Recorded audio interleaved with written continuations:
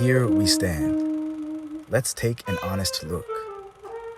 Emptiness and fullness of heart exist where our house once stood. Indelible, they could never erase what it means to have love and belong in this place. This city, it's ours, with a will of its own, and it doesn't see what it doesn't see, which happens to be everything to me. Mom, Dad, aunties and friends and brothers and neighbors, adventures, the ends of the earth as we know it. We're now pushed beyond, no choice but to make a way because they made way. Our sanctuary, a mere obstacle to the many wayward waymakers, the profit-seeking place takers. And what are we left with? Reminiscing and what-ifs. And the world drives on, leaving the child to process.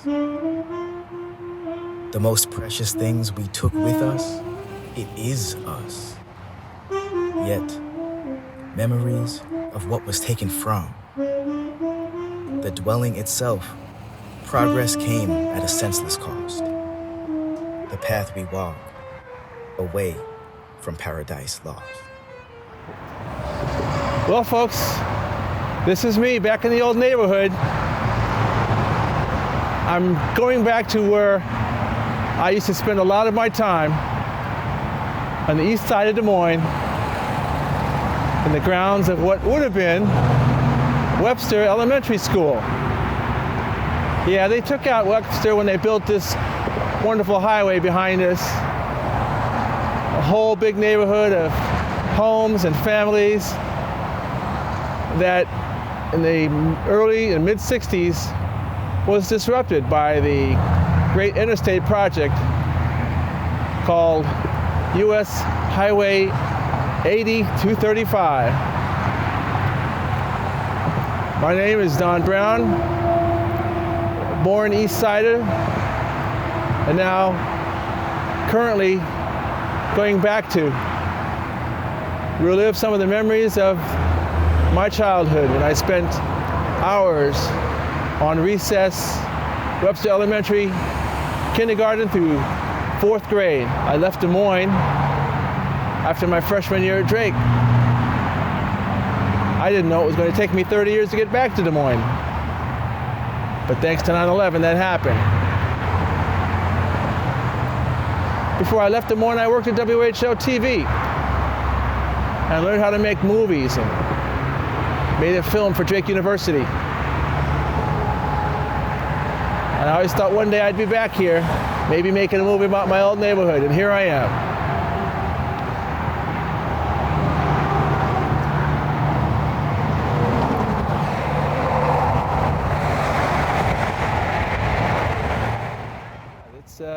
Coming back to the old neighborhood is really quite something. We were just finishing up at remodeling our house, and we kind of knew that the freeway might come through, but when it came time to pack up and go, it was, you got to find a house to live in. And my mom and her acquaintances were able to help us get a place, and as far as the remodeling of the house, we got to enjoy it for just a little bit before, and it wasn't totally done, but, that's what happened. The neighborhood still remains somewhat intact. Grandview, East High, and I've taken over that big space there, and it was just all homes and kids, peers. My father had a friend, and we were friends with the family, the Reds, Ernest Red and his wife and son lived on East 17th and Walker Street. Wonderful piano player, just one of the best. He's from Chicago, and he was just a jazz pianist, just like my dad, and they were fast friends. They worked on cars, and they worked on music, and it was just great to go down there and kind of explore there, because that neighborhood seemed like the other side of the world.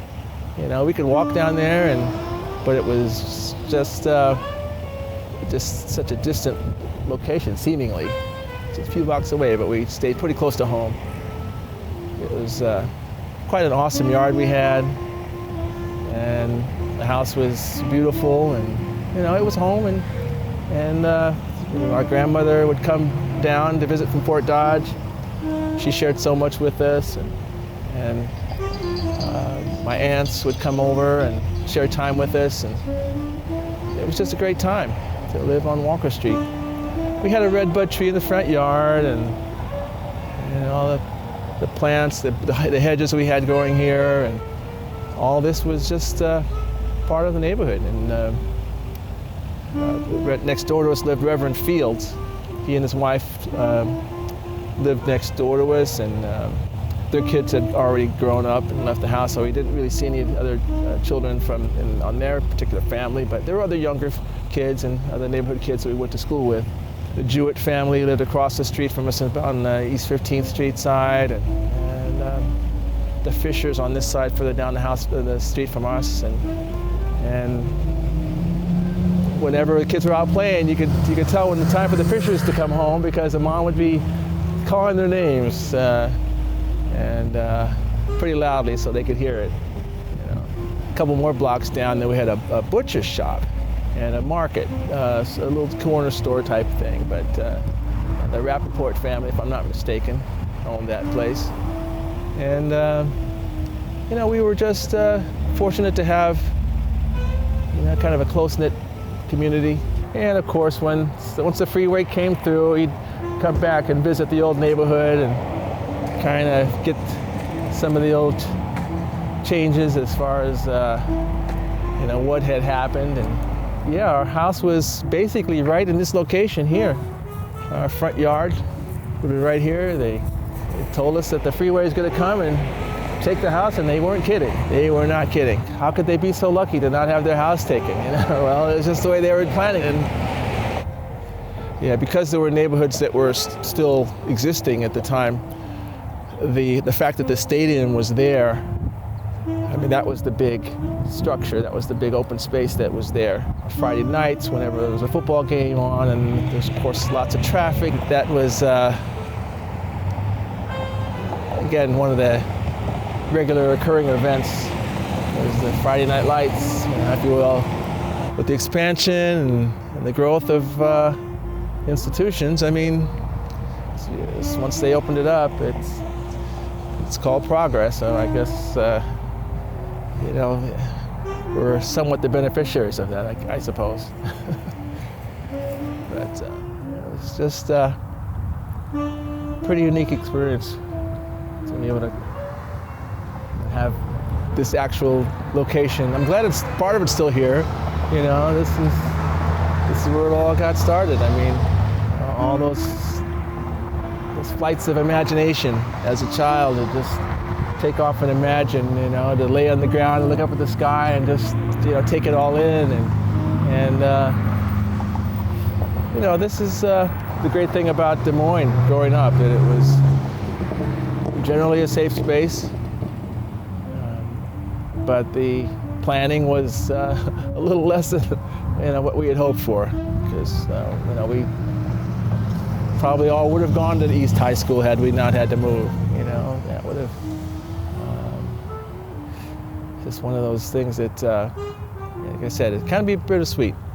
As a matter of fact, the poem I wrote about growing up here on Walker Street, and right in front of the house was our sidewalk, and basically I wrote where I used to play with my little toy cars on the edge of the sidewalk, and I said something to the effect of where the sidewalk edges were the cliffs of Paradise Lost, And I really felt it when I started writing poetry and reflecting back on this time of my life. There was a lot of dreams that got kind of pushed to the side or deferred, if you will. And there was a lot of potential that it took a while to be realized, and including the family reuniting after many years of not being together. Had that not happened at this time, the story would have been probably a lot different. So, but things have a way of working out sometimes, even despite a rough beginning, and things do heal over time. So.